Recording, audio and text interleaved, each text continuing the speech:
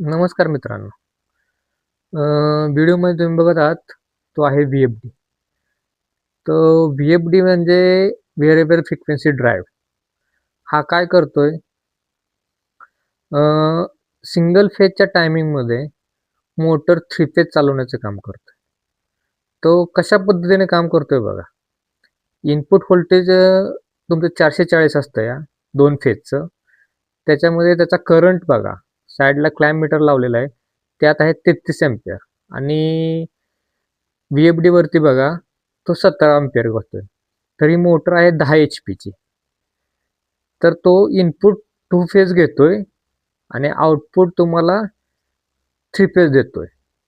याच्यामुळे काय झालंय, सिंगल फेजच्या टायमिंगमध्ये मोटर चालवण्यास सोपं झालेलं आहे आणि त्यामुळे शेतकरी याची मागणी जास्त करतायत.